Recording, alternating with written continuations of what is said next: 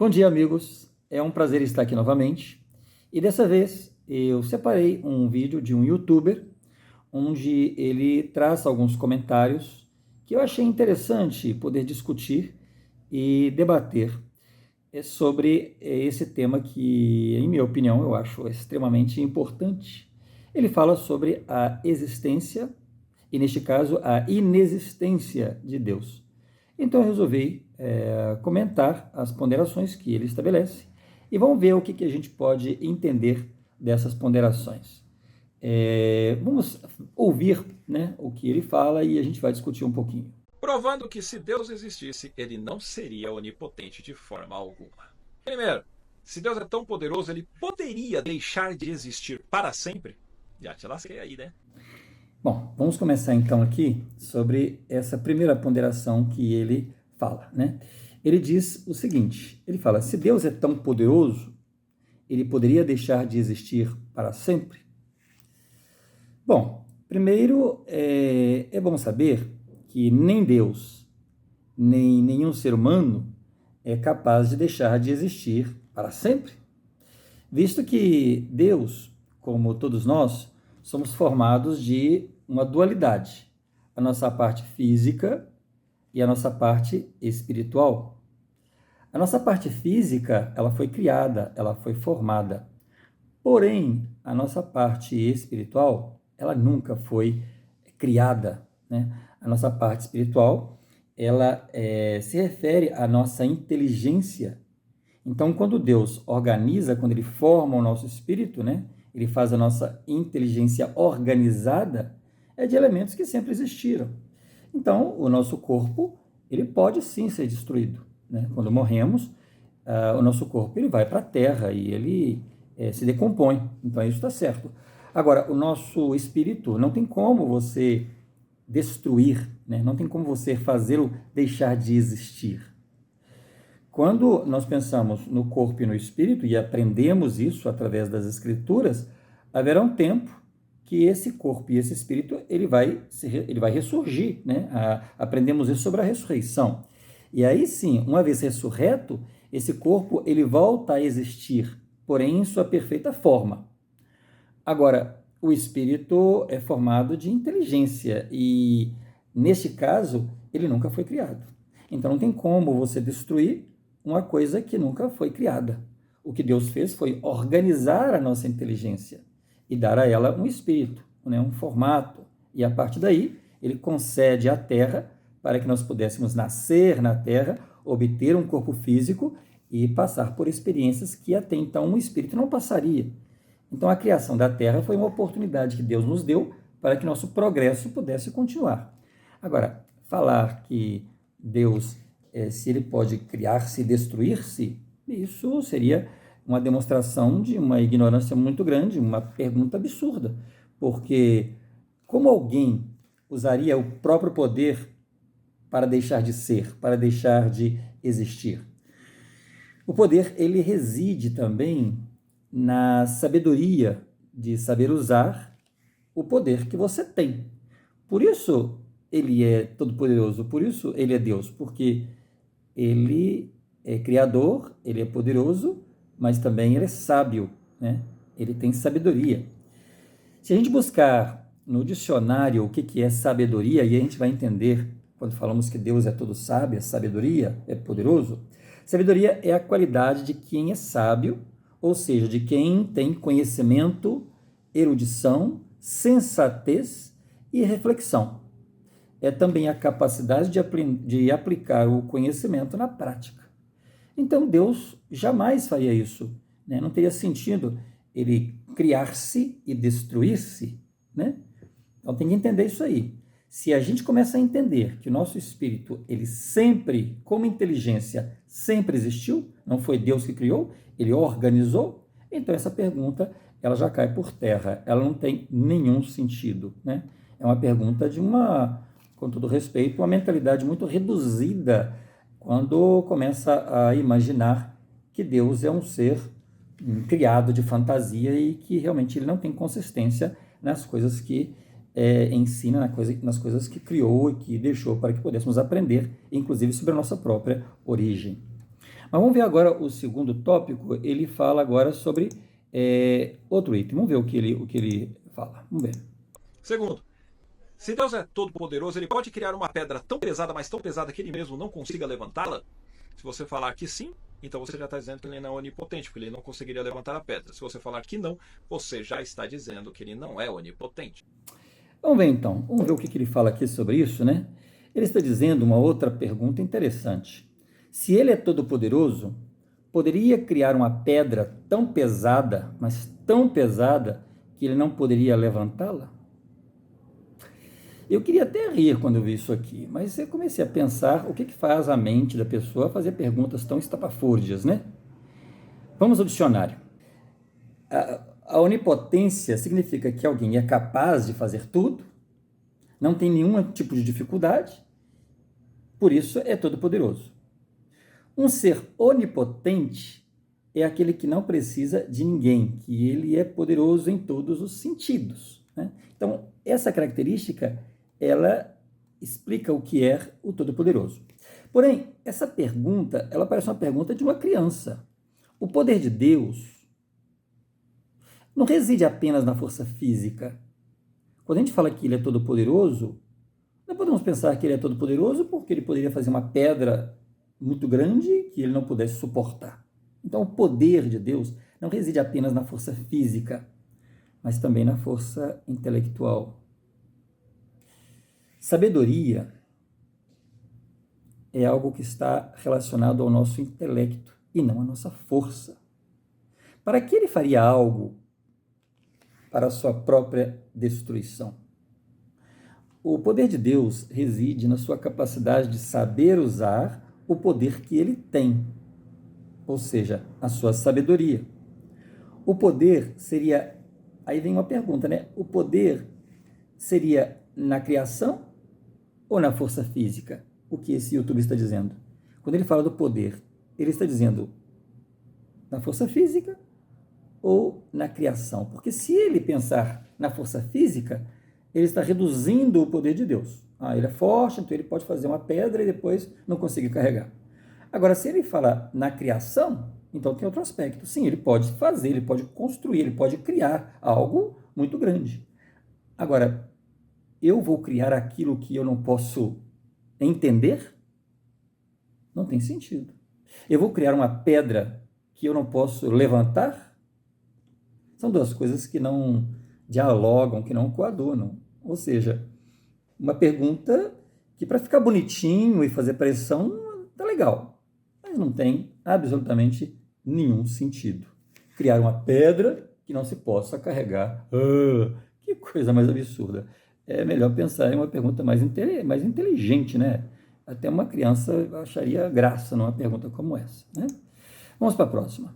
Terceiro, Deus poderia criar um lugar que ele mesmo não pudesse entrar? Se você falar que sim, então você já está dizendo que ele não é onipresente. Se você falar que não, você já disse também que ele não é onipotente. Ou seja, outra pergunta, no mínimo absurda, né? Vamos ver o que ele fala aqui na pergunta. Deixa eu pegar a pergunta aqui. Ele fala assim: ele poderia criar um lugar no qual ele não poderia entrar? Me explica isso aí, porque são perguntas que eu não entendo o que passa na cabeça de uma pessoa. Ele poderia criar um lugar no qual ele não poderia entrar? Que inteligência teria essa pessoa de criar um lugar onde ele não pudesse entrar? Criatura, me explica isso. Eu não entendo esse tipo de reflexão. Como e para que eu vou criar um lugar onde eu não possa entrar, onde eu não consiga entrar? Se esse tipo de proposta define Deus, então o Deus desse rapaz é realmente uma ficção, uma fantasia de criança. A onipresença de Deus se refere a estar presente em todas as partes dentro do universo que ele criou. Lugares onde ele tenha domínio. Expande a ideia. Há muitos mundos e muitos deuses, e cada deus governa o seu mundo. Para que ele vai criar um lugar onde ele não possa entrar? Só para justificar que Deus não existe? Isso não tem sentido. Então, sinceramente, é lamentável que alguém aceite isso como viável, como possível, como que tenha sentido. Realmente eu não vejo nenhum sentido nesse tipo de proposta, né? Vou criar um lugar onde eu nunca posso entrar. Isso não é coisa de Deus, isso é coisa de imbecil, né? Vamos para a próxima. Quarto, se você diz, Deus é perfeito em tudo o que faz, aí eu te pergunto, Deus poderia criar algo tão imperfeito que ele mesmo não conseguiria corrigir depois? Se você falar não, de novo, você provou que seu Deus não é todo poderoso. Você entendeu isso? Você entendeu isso? Ou seja, ele tem um conceito, está questionando se Deus é perfeito. Uma coisa que é perfeita, um ser que é perfeito, uma entidade perfeita, para que ele vai criar uma coisa imperfeita que nunca possa ser mudada? Essa é a pergunta dele. Se Deus é perfeito em tudo o que faz, ele poderia criar algo tão imperfeito que não poderia corrigir depois? Meu caro, se ele é perfeito, para que ele vai criar coisa imperfeita? Não tem sentido. Ou seja, o que é perfeito, acabou, não tem outra coisa. Se é perfeito, é perfeito. E para que ele vai criar uma coisa imperfeita? Para tornar ela coisa imperfeita, perfeita. Isso está parecendo, não sei, aquelas... Não tem nem explicação, não tem nem comentários. Ele é perfeito exatamente por não fazer coisas imperfeitas. Ele criaria algo imperfeito. Se ele é perfeito, tudo criado por ele... Eu não consigo nem elaborar a pergunta.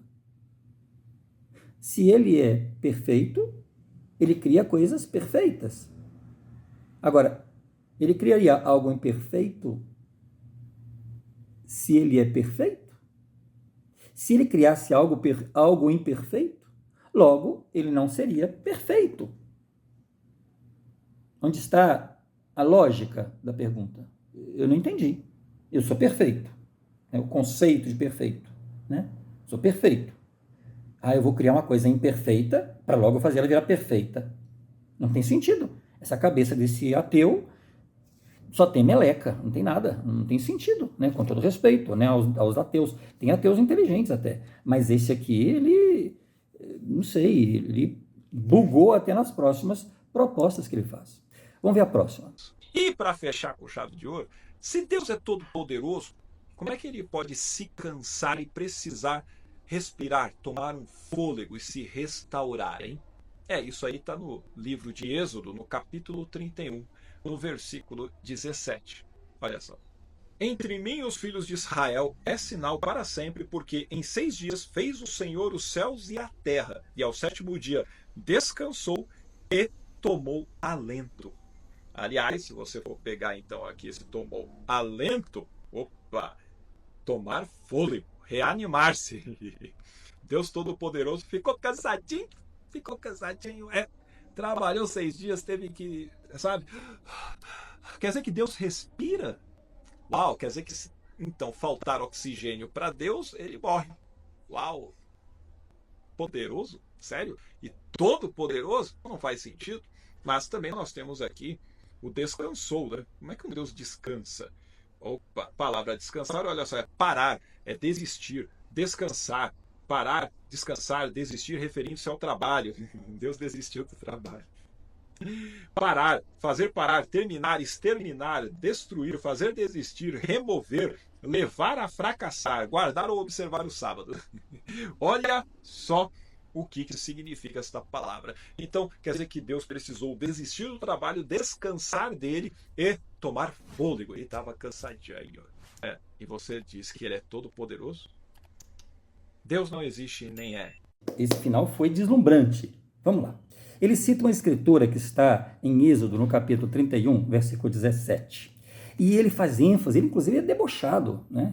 Ele não só não acredita em Deus, mas ele ironiza a crença daqueles que acreditam. Eu posso não acreditar, mas eu não vou debochar, né? Neste caso, ele usou um pouco de deboche, mas tudo bem, vamos relevar isso aí. Vamos discutir o cerne, né, do que ele fala. Ele faz referência a Êxodo, no capítulo 31, versículo 17, que diz: entre mim e os filhos de Israel será um sinal para sempre, porque em 6 dias fez o Senhor os céus e a terra, e no 7º dia descansou e restaurou-se. Descansou. quanta sabedoria há em um Deus de verdade ao citar essa palavra numa escritura fazendo referência ao momento da criação. Ou seja, em 6 dias ele fez e no 7º ele descansou. Por que Deus não pode descansar? Um ser perfeito não descansa? Peraí. Ah, tá, um ser perfeito não descansa porque ele está cansadinho. Não, meu caro.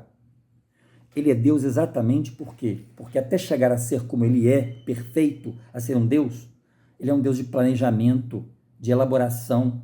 Ele não pega uma varitinha mágica e fala, faz a terra, pum, faz o céu, pum, faz os animais, pum. Não. Um Deus, até ele chegar a ser Deus, ele não nasceu Deus. Por isso a gente aprende nas Escrituras que assim como nós somos hoje, ele já foi um dia. E assim como ele é hoje, nós podemos ser um dia. Mas me parece, rapaz, que esse youtuber não está muito preparado para chegar lá. Porque olha o que ele fala, os absurdos que ele diz. Um Deus é um ser que chegou lá, mas ele não nasceu Deus. E lá, para ser Deus, Deus é um Deus de planejamento. Você nunca ouviu falar que a casa de Deus é uma casa de ordem? São princípios que não dá para entender, né? Ou seja, apesar do poder que ele tem, ele nos ensina que é necessário avaliar o que foi feito. Quando eu faço alguma coisa, depois eu tenho que avaliar o que eu fiz. Eu quero citar uma escritura, não só essa, para esse youtuber. Ele faz referência a descansar. Mas você esqueceu lá em Gênesis, no capítulo 1, versículo 3 e 4, que ele fala: E disse Deus, haja luz, e houve luz. E viu Deus que era boa a luz. Ou seja, depois de criar a sua obra, ele observou e falou, peraí, tem que alterar alguma coisa? Não. Ah, então tá bom, então tá beleza. Então ele construiu e ele avaliou o que ele fez, como um Deus deveria fazer. E isso é o que nós aprendemos como seres humanos. Quando a gente faz uma coisa, é importante depois avaliar o que nós fizemos para saber se estava correto, se estava incorreto, se precisa corrigir. Ou seja, a minha perfeição, ela vem no final, quando eu acabo de fazer o que eu estou fazendo. Muitos ateus e muitas pessoas que não acreditam em Deus, eles acreditam que Deus ele construiu o mundo com uma varinha mágica. Faça isso, faz aquilo, faz aquilo. Por isso é que a cabeça deles não funciona e eles não conseguem ver o que representa ser um Deus. Então eu volto a insistir. Apesar de seu poder, ele nos ensina que é necessário avaliar tudo que fazemos, tudo que ele é feito. Os atos de Deus têm a finalidade real em seus efeitos.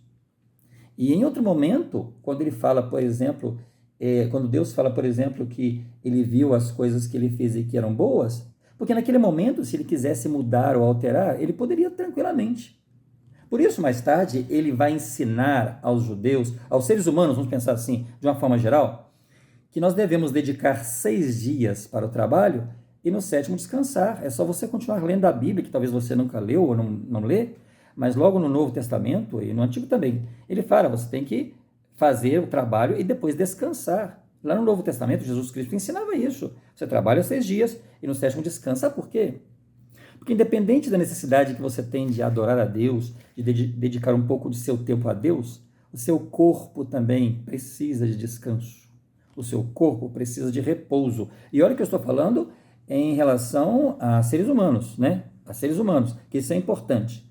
Quando Deus cria o mundo, lá no início de tudo, quando o ser humano estava ainda na sua jornada inicial, porque antes nós vivíamos na presença de Deus como espíritos. Aí quando Deus cria a Terra e nos manda para cá, porque o nosso crescimento espiritual era limitado, nós não tínhamos experiências físicas, então quando ele cria a Terra, é exatamente para que pudéssemos passar por essas experiências humanas. E entre essas experiências humanas, é sempre avaliar as coisas que nós fazemos para ter certeza de que elas estão bem feitas ou precisam ser corrigidas. Então, é importante entender, às vezes, as coisas e não falar baboseiras, coisas que não têm sentido. Os deuses, de uma forma geral, eles precisam também planejar o que vão fazer. Ninguém faz nada com uma varinha mágica, como uma fantasia da cabeça, né? Deus é um ser humano. Deus, guarda isso, grava isso, Deus é um ser humano. Ele é um ser humano, um homem com corpo de carne e ossos, exatamente como nós, com partes e paixões. Ele é real. Só que ele é exaltado, ele é glorificado, ele é santo. Por quê? Porque a fase terrena dele já passou. Quando a gente ajoelha para rezar, né, para orar, vamos dizer, o mais certo, para orar a Deus, a gente não pode imaginar que ele é uma fumacinha, que ele é um bicho, que ele é uma flor. Não, ele é um ser humano. E ele nos conhece porque já passou por esse período que nós estamos passando aqui. E conhecendo as nossas necessidades, então ele pode nos inspirar, mas não fazer para nós o que nós temos que fazer. Isso ele não vai fazer. Mas ele pode nos inspirar. Ele pode nos dar discernimento através da nossa inteligência, que nós já nascemos com ela, né? É um dom de Deus para nós no nascimento, e através dela ele se revela inspirando a gente a tomar as decisões. Então, ele é um ser humano, como nós. Quando ele fala, façamos o homem à nossa imagem e semelhança, ele não estava brincando, ele não estava zoando, ele não estava inventando, nem fazendo ficção. Realmente nós fomos feitos à imagem dele. Está lá na Bíblia, lá no Gênesis. Façamos o homem à nossa imagem e semelhança. Nós somos feitos à imagem dele. Então, ele é um homem de carne e ossos, com paixões, com sentimentos, porque ele já viveu por essa fase terrena que nós passamos. Mas eu queria, já que ele deu tanta ênfase à palavra descansar, eu busquei no dicionário também, que ele só destacou algumas palavrinhas, mas tem outros significados. O descansar também significa repousar, pausar. Que pausar? É parar, analisar o que foi feito e continuar ou mudar, né? Mas enquanto não concluiu, não é perfeito. É perfeito quando ele acaba de fazer. E o perfeito não é mágica, tá? Ele constrói as coisas com sentido, que é isso que quer que nós aprendamos, tá? Então tá lá, repousar, pausar, sossegar, acalmar, serenar, tranquilizar, abrandar, crer, acreditar, confiar, alicerçar-se, fundamentar, sustentar, pôr, dirigir, desistir. Ele tem essa concepção. Então, isso é que a gente tem que entender. Isso é que o ateu precisa entender. Deus tem uma dimensão não só física, mas intelectual. E ele nos conhece, ele sabe quem somos, as nossas limitações, mas ele jamais vai fazer aquilo que nós podemos fazer. Isso é tão verdade que lá na Bíblia, né, lá no 1 Coríntios, ele fala assim, olha, o homem natural não compreende as coisas do Espírito de Deus, porque lhe parecem loucura, e não pode entendê-las, porque elas se discernem espiritualmente. Então, o conselho que eu dou para o youtuber, fica tranquilo, você analisou a partir do homem natural, e claro que para você vai ser loucura, porque elas se discernem espiritualmente. Até o próximo vídeo.